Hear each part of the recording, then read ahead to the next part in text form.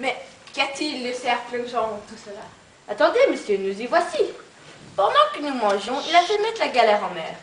Et voyant que nous partions du port, il m'a fait mettre dans un escuf. Il m'a dit de vous dire que si vous ne lui envoyez pas 500 écus, il va emmener votre fils en Alger. Comment diantre? 500 écus? Oui, monsieur, et pour cela, il m'a donné que 2 heures. Ah, le pondarde turc m'a assassiné de la façon. C'est à vous, monsieur, d'aviser promptement au moyen de sauver au fer un fils que vous aimez avec tant de tendresse. Mais que diable avait-il faire à cette galère? Va-t'en, scapin. Va-t'en vite dire à ce turc que je vais envoyer la justice après lui. Vous vous moquez de ces gens? Mais que diable avait-il faire dans cette galère? Une méchante destinée conduit quelquefois les personnes. Il faut, scapin. Il faut que tu fasses ici l'action d'un serviteur. Quoi, monsieur? Que tu ailles dire à ce turc qu'il me renvoie mon fils et que tu te mets à sa place jusqu'à que j'ai amassé la somme qu'il me faut. Eh, monsieur, songez-vous à ce que vous dites. Et vous, figurez-vous que ce Turc ait si peu de sens qu'il va recevoir un misérable comme moi à la place de votre fils. Mais que diable allez-vous faire à cette galère?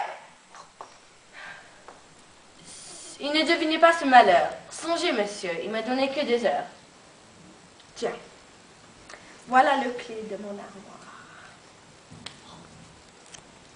Tu l'ouvras? Fort bien. Tu trouveras une grosse clé du côté gauche, qui est celle de mon grille. Tu apprends tous les arts dans ses grosses mains, et tu iras les vendre au fripier. Eh, monsieur, je n'ai pas 100 francs à tout ce que vous dites.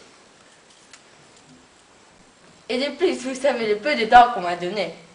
Mais que diable allais-tu faire dans cette galère? Oh, que de paroles perdues!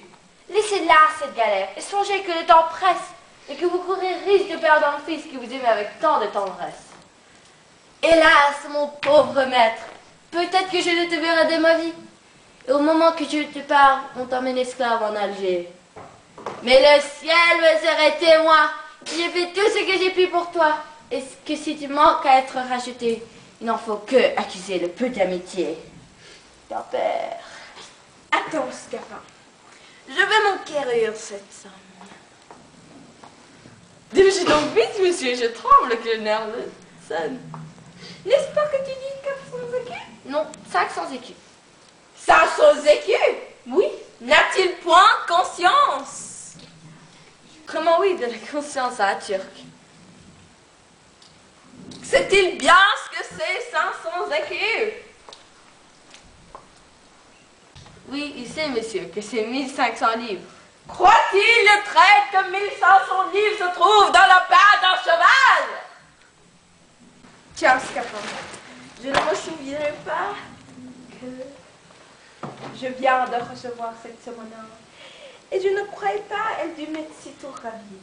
Tiens, va-t'en racheter.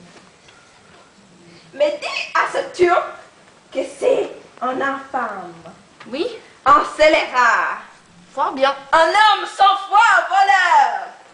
Oui, monsieur. Et que si jamais je l'attrape, je saurai me venger de lui. Bon. Va vite racheter mon fils.